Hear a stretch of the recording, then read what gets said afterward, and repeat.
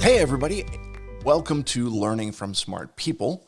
I am your host, Rob Oliver. And, I always start the show by saying today is a special show, and here's why it's a special show. But today actually is one of the cooler shows that I've got to do because I'm doing this with a guy who I have literally known his entire life. This is a real privilege for me. My guest today is Mike Sulava. He is let's put it this way. He is the guy that you need to talk to if you need stuff for your business. And let me just kind of give you the heads up on it. He works in the equipment finance space. He absolutely loves what he does. And his main objective is helping businesses along with, as he talks to business owners, he is helping them to get the equipment that they need, to get the financing for the equipment that they need, and really to help grow. And at this point in time, I'm kind of excited because I'm thinking so many businesses are kind of paralyzed with fear and not sure exactly where to go. But Mike, thanks for being on the show, man. Hey, thank you. I greatly appreciate it, and it's an honor to be here. Absolutely. So first off, I guess let's start off with this.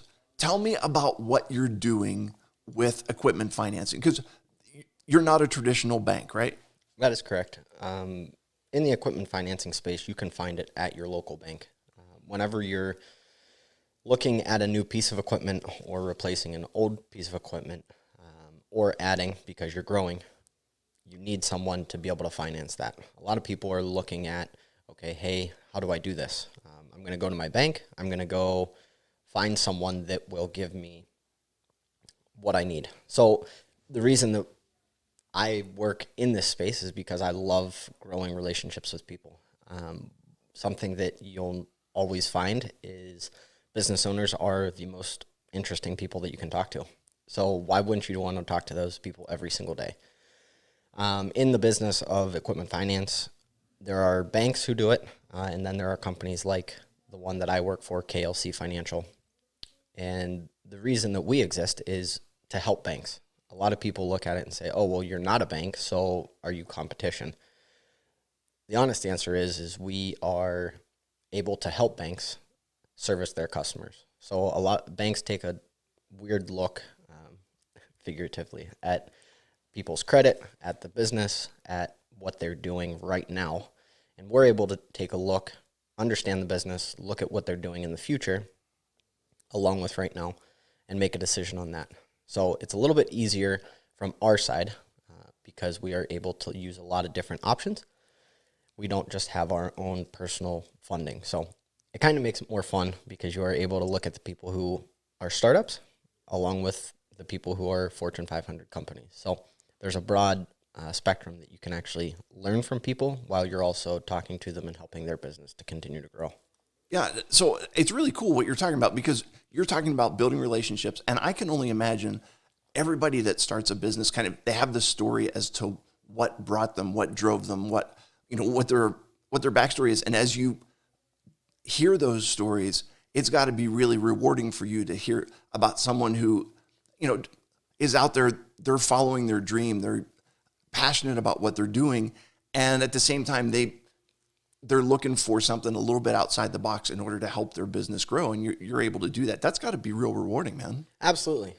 And some people are coming to us in a pinch. Others are coming to us because they have been with the company for 30 years or as long as they have been. So it's more of a relationship that you continue to build while they're also able to use different sources. So people can use banks. People can use different people for inventory financing. There's a lot of different options for financing out there.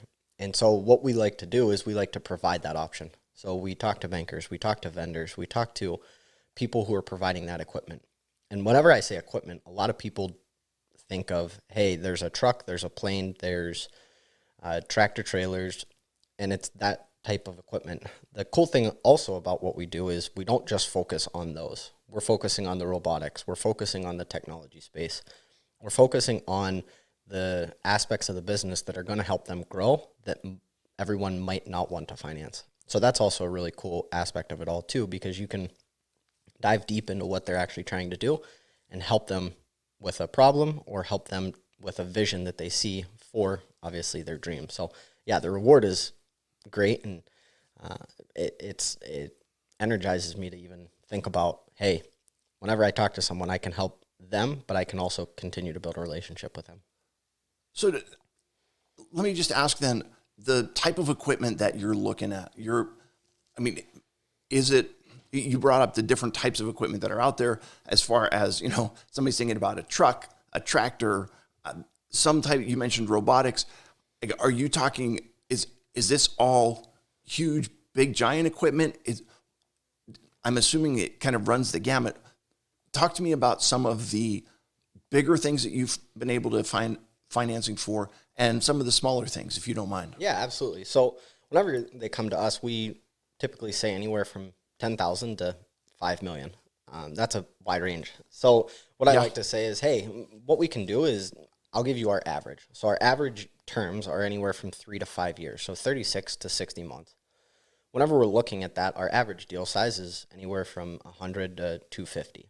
So that's kind of where we're sitting at a lot of the time. That's not all the time, obviously, but so some of the biggest things that I've financed personally is cranes.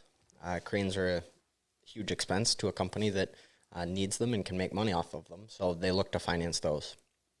One of the smallest things is a computer. So you help a tech school or you help a growing business that's looking to grow, and they don't want to put up the cash to do this. They want to keep their cash on hand, so we're able to finance those and help their business continue to grow with that.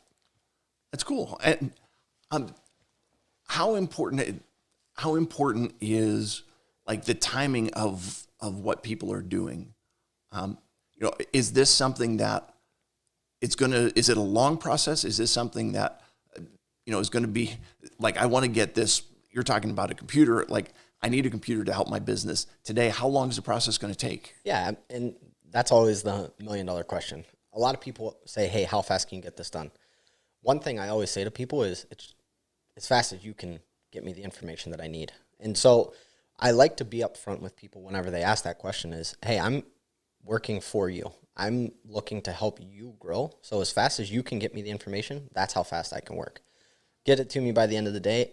I'm going to work my butt off to try and get you an answer within the next 2 to 3 days. And sometimes that works. And then other times there's some things that we need to dive into deeper. So the underwriters are the people who are dissecting the entire deal, and they're saying, hey, we are concerned about this, find out the answers to this, but these are the things that we can really find strength in. So we're able to look at those and really latch onto those and just answer those couple questions and hopefully come up with an approval. Cool. All right, I want to go back to something you mentioned a little bit earlier. You talked about building relationships, and I'm thinking kind of like in terms of networking. Like, I never knew that you existed. All right.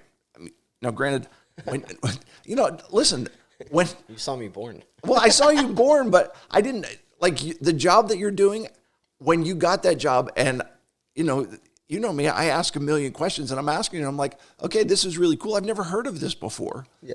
And so, like, apart from people bumping into you at, wherever you are, like, how are you building those relationships? How are you building your network and, increasing the understanding of your business and, building the contacts? Yeah. I like to talk. That might not come as a shock to you, but just talking to people, honestly. And that's what makes this job so much fun. And I don't really look at it as a job. I look at it as a career. And the more you build it, the more you talk to people, the more you're able to connect with people, the more that they know about what you do. So, it's the role of a business development person. Wherever there's activity, there's going to be more activity. So getting out, talking to people, cold calling the phone's the number one thing for salespeople. So being on the phone, and it's not always talking to people that you don't know. It's also about calling the people that you have already done deals for, or that you might have talked to in the past that you couldn't do in the past. So I didn't know this job existed either. Okay. It was kind of surprising whenever I was like, wait, okay, so we finance equipment, so we're a bank?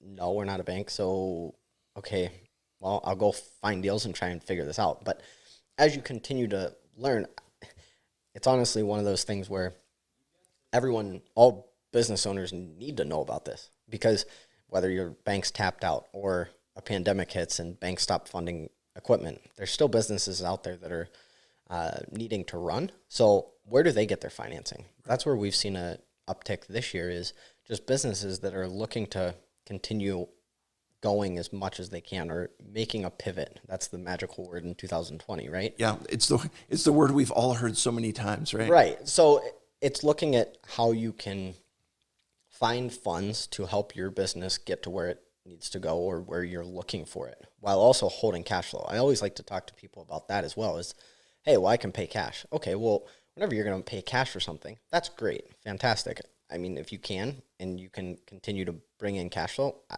you should do that. But if you want to hold that cash flow and you want to use that in other parts of your business that might need that in the very soon future, let's look at options for you. The best thing I can do is provide somebody an option. And that's always what I ask of them, is that, hey, let me provide you an option, and let me help you possibly look at something that you didn't know existed. All right, so I want to just grab one other thing that you're talking about there. You're talking about being a salesperson, being a salesman, being out there. And in this day and age, it's such a difficult mindset, because there is this overall feeling like, okay, we're in a pandemic, all the businesses are being shut down, nobody's doing business, everything is bad, everything is horrible. There's just nothing positive going on. And yet it doesn't sound like that is the mindset that you've got as a salesperson. Can you talk to me about your mindset and how that works? Yeah, absolutely. Nobody's being positive, so why can't I? That's kind of my mindset. I don't like to be just a normal person. Never have. Never have. So it's one of those things that you just challenge yourself with. I mean, yeah, it's easy to get negative. It's 2020. That's what everybody keeps saying, right? Well, let's take a step back and understand, okay, what's going on here? What are some of the positives that are actually happening? We are getting to spend more time with our family. Hey, guess what? That might be needed. Some people are taking breaks from social media. That's also needed. People are going for walks. People are being healthier. People are working on their houses. So there's a lot of positives that come out of that. So instead of always focusing on the negatives, hey, there's going to be bad days. There's going to be bad things that happen. There's going to be all of these things that build up. And I'm a very optimistic person, so I think of the positives. So instead of focusing on those negatives, and I sometimes do this whenever I'm talking to business owners. Okay, well, yeah, it might be a crappy year, but what have your past couple years looked like? Can we look at those? Right. What did you do right there? Is it just because of the whole pandemic going on this year? Okay, well, we understand that. We know what you're going through, and we're still here to help. It might be a little bit more expensive, but it's also something that we can look at and understand that, hey, this is a different year, and we might not be able to help you right now, but maybe in a couple months when everything hopefully goes back to a little bit more normal, we're able to help. So I think it's more of a mindset. The baseball mindset also comes into effect because, hey, you fail all the time. So understanding that as a baseball player in a professional setting, if you succeed 3 out of 10 times, you're a Hall of Famer. Right. So you're always going to fail. There's no doubt about that. But understanding that you need to bounce back and not letting that failure kind of knock you off your horse. Just understanding that, hey, that might be a blip in the radar, but you got to keep going. Yeah, I love that. And listen, what I was saying before about you is you've never wanted to be someone else. You've never wanted to necessarily be one of those people that fits in the box. You got to be you, and you do a fantastic job at that. So, but what I'm thinking about as well is you're looking at this not as a job, but what was the phrase you used? That you weren't looking at it as It's not a job, it's a career. It's a career. Okay. And so as you're making a career out of this, what are your ideas on how are you going to measure and say, I was successful in this career? That's a great question. How I will be a successful person at the end of the career is by looking around me and seeing the people that I impacted. And that is one of the things that drives me.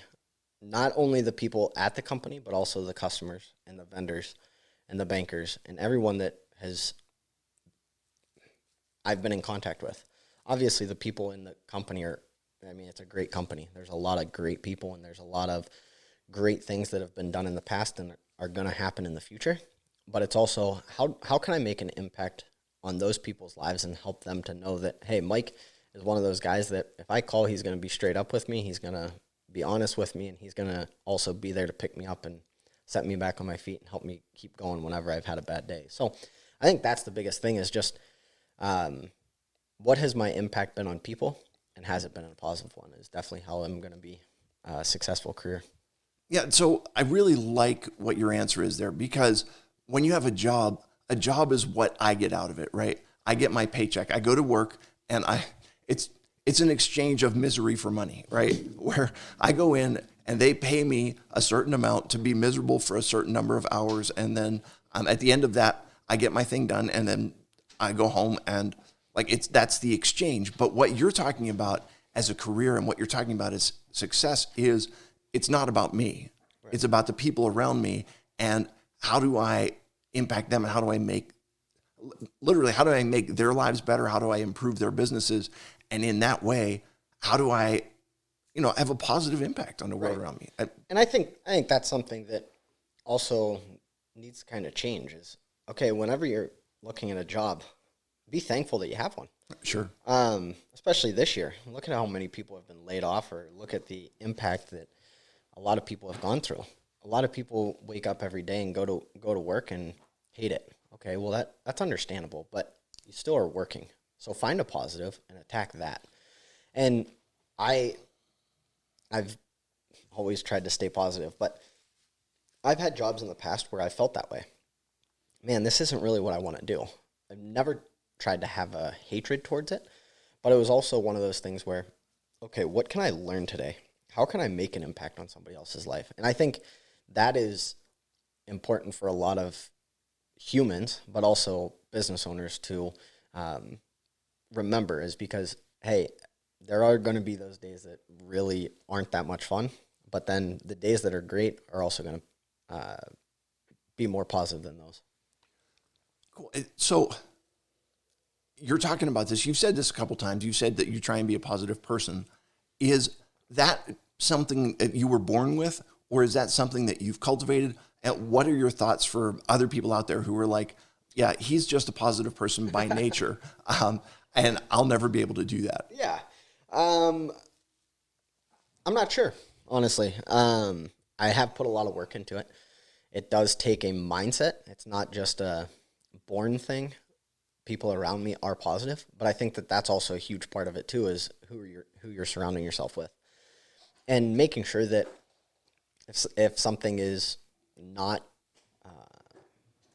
adding value to your life, that you're not really spending a lot of time with it. So yeah, I mean, a lot of people are going to say, oh, well, I'm not positive. I have a lot of crap that goes on. I have a lot of different things that happen. Well, yeah, I understand that. And a lot of people have those, but try and find that positive and build off that, because that's kind of where you'll be able to look at it, and you'll be able to look back at it once you've had the positive steps to move ahead from that negativity. Yeah, and it's so interesting because, it's one of the things that I speak about is that, life is difficult. Being a human. Look what you're going through. Well, I mean, you stay positive about it. So, and that's, well, I didn't really plan to go here, but that's why I ran that marathon. I mean, right. One of the things is everybody looks at a marathon and says, 26 miles, no way. I'm not going to do it. That's crazy. Well, it's one of those things where you look at you, and what's one of the things that you would love to do? You would love to run, right? Sure. You'd love to walk. So, and that's kind of why I did that. And that's whenever I heard, and it wasn't about me. And that was, it's a great reminder to have you in my corner. Hey, whenever I don't feel like going running, or I don't feel like doing something, well, guess what? Uncle Rob would love to do this. So let's go. Yeah. Hey, I appreciate that. And listen, one of the things that I really emphasize is, I don't want anyone to be motivated by guilt, shame, and fear of he can't do it, but I can, so I have to go do this. Maybe if you need it, then you can do that. But one of the things that I really appreciated about this is you gave me your medal from that marathon, and I have it hanging up right by my place at the kitchen table. And on it, it has a medal at the end, but the band around it says finisher. And that's actually kind of what has really been a huge thing for me. Everybody is a starter, right? The journey of life, everybody has started with, you're born and that's just how it goes. But what I want to be is I want to be a finisher, that I ran the whole way and did the whole thing. And that's really cool. Definitely not where I was headed with this, with what we're talking about. Yeah, sorry about that. It's okay. But no, it really is important to have this understanding, okay? Life is difficult. Everybody experiences obstacles. Everyone experiences rough times. The question is what you do about it and where the focus is. And what you're talking about is say, okay, yes, this is a difficult time. What are the positives that I can get out of this? You mentioned two things. Number one, what can I learn from this? And number two, how can I make a positive impact on the world around me? And I think if you are in difficult times and you have those two questions in front of you, you're going to come out of that with a great growth opportunity for yourself and what I can learn from it, and in a great relationship in which what can I do for others and how can I benefit them? That's cool, man. Yeah. And again, it's not something that just comes naturally for a lot of people. It takes work, and it takes having people around you that say, hey, let's go, or hey, or thinking about people around you. So yeah, I mean, instead of thinking, the worst thing for negativity is thinking about yourself. If you're constantly thinking about yourself, yeah, you're going to be negative, because guess what? You're not the best athlete. You're not the best. You're not a billionaire. You're not any of this. You're you. But look at that as a positive and say, okay, what do I do to get to that next step? Where do I want to go?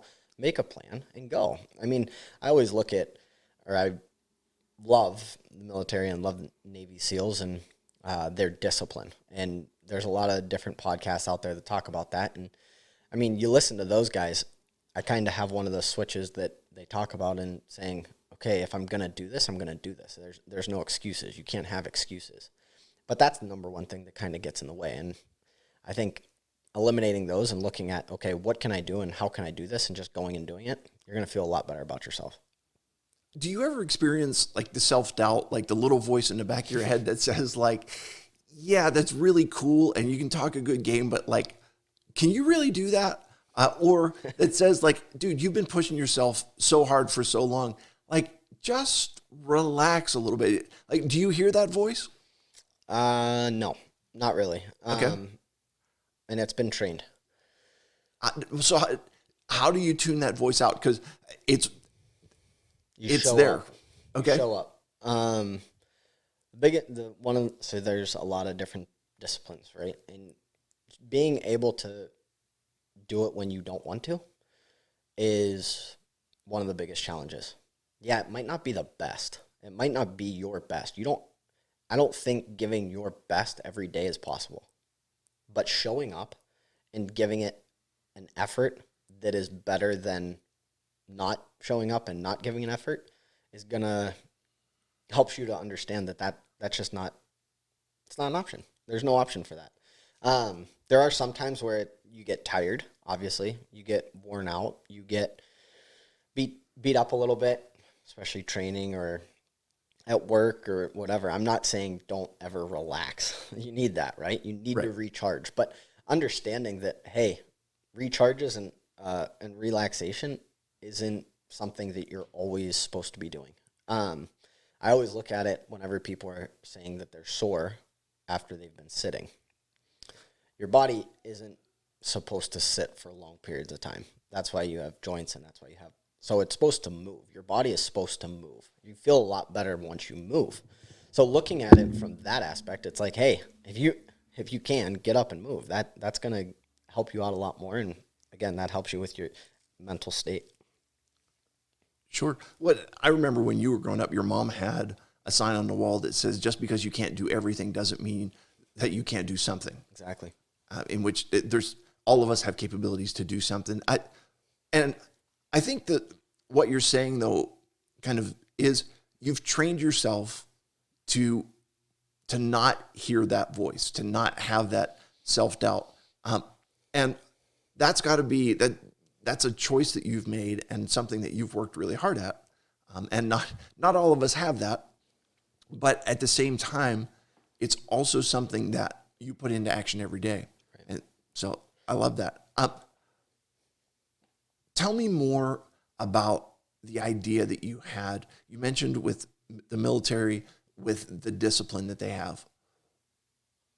I don't know, I feel like we're living in a time where it's like everyone's kind of like, you do you, and whatever feels good to you, if it feels good, go ahead and do it. It doesn't sound like that's what you're talking about with being disciplined. No, I don't think that's discipline. You do you. That's a weak phrase in my mind. Because yeah, it's great but you're not comparing yourself to, not comparing, that's the wrong wording, but you're not holding yourself to a standard. Right. So you have to have a standard, and that standard could be set by somebody else. No, you're not judging anybody. You're not looking at them. You're not saying, man, if I could only be like him. No, you're looking at it and saying, okay, how did he get there? And sure. What did he do? And then, okay, well, can I do that? Can I look at this in a different way and be able to do what he did? We're all human, right? And so we all have our weaknesses. We all have those things that we struggle with. But being able to look at them and say, okay, I know that that's a weakness. I understand that these are things that I need to get better at. How do I do it? And being open to that and having an understanding of saying, okay, how do I do that? I think that's the key point, instead of just wallowing in that. Yeah. So I have to tell you, I saw a bumper sticker that said, be the person that your dog thinks that you are. And I paraphrased that and be the person that your mom thinks that you are. Because everybody, at least they all think you're great. Your mom thinks you're the most amazing person in the world. And just to be that person, and it's almost to have an expectation of excellence, and not to do that in a way that lowers the bar of excellence and say, just me waking up in the morning, I yawn excellence in the morning, right? But the understanding that I am going to do excellent things, and what I do, I expect excellence. Cool, Mike. Listen, if people are looking to get a hold of you and to find out more about your company, where can they go do that? You can go to our website, klcfinancial.com. You can also send me an email, mike@klcfinancial.com. That's usually the best way to do it. I don't have social media. I got rid of that. And they can also go on LinkedIn, Mike Sulava. There. One more thing is that I wanted to add is the pride of something. That's a huge thing to let go of. Okay. Just because it's one of those things that, hey, if you're walking around proud, you might not hear everything that's going on around you.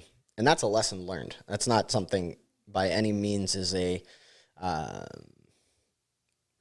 hey, look at me, but it's more of, hey, this might not be something that's great. Instead of getting in your own way, you're able to look at other things around you. So just wanted to say that, hey, I'm not patting myself on the back by any means. I'm looking at this as my personal growth. I'm not coming out here to say, hey, look at me, I'm the best ever. I am far from that. I'm not. Sure. The title of this podcast isn't even true about me. So I just wanted to make sure that was something that wasn't like, what the heck, who is this guy? But it's one of those things where it's, hey, swallow that pride and understand, where can I get better, and strive for it. Set goals, go for it. 2021 is going to be a lot better than 2020, and I know it will be. Sure. Well, okay.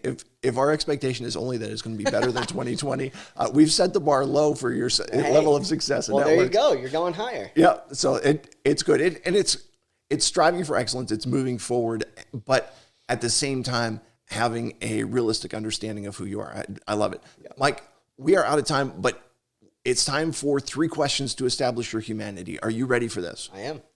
All right. If somebody hops into your car and turns the key, what radio station's playing? Country.